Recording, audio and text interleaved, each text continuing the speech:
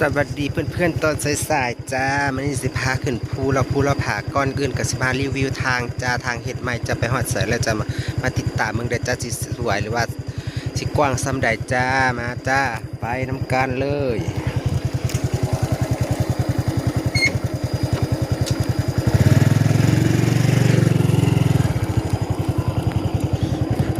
ไปจะปะวันนี้สภาพมารีวิวเส้นทางจ้าระหว่างบ้านดินจีไปบ้านโคกคูสกลนครกุดแหกกุดบากจ้าบ้านสวยสวยจ้ามาติดตามเมืองน้ำกันเด้อจ้าสวยบ่จ้ากว้างดีบ่จ้าพี่เพื่อนๆจ้าอัปเดตเส้นทางจ้าเนี่ยจ้าระหว่างบ้านดินจีไปบ้านโคกคูบ้านกุดแหกกุดบากเนี่ยจ้าถนนทางทำเป็นกำลังสร้างใหม่จะกว้างบ่จ้าเพื่อนๆจ้ารีวิวให้ดูจ้าเราดูเส้นทางจ้าก่อนจะไปหาอยู่หากินมาอัปเดตเส้นทางทำใหม่ก่อนนะจ้าสวยบ่จ้าเพื่อนๆจ้ากำลังจะเจริญเลยเด้อจ้า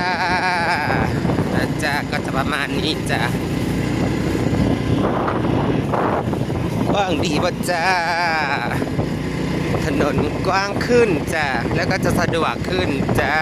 ไปใส่มาใส่ก็จะสะดวกเลยจ้าทางขึ้นลัดไปทางสกลก็จะ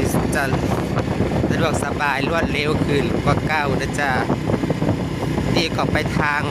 สมเด็จเบิ้งไก่ประมาณ40-50 โลจากทางนี้ประมาณอะไร20 กว่ากิโลหรือว่า30นี่แหละจ้านี่แหละจ้าก็จะประมาณนี้แหละจ้าทางก็ได้รีวิวเส้นทางจ้าวันนี้จ้าทางจ้าปักเอามาเบิ่งเลยจ้าเอาไว้แค่นี้เด็ดจ้าไปแล้วสวัสดี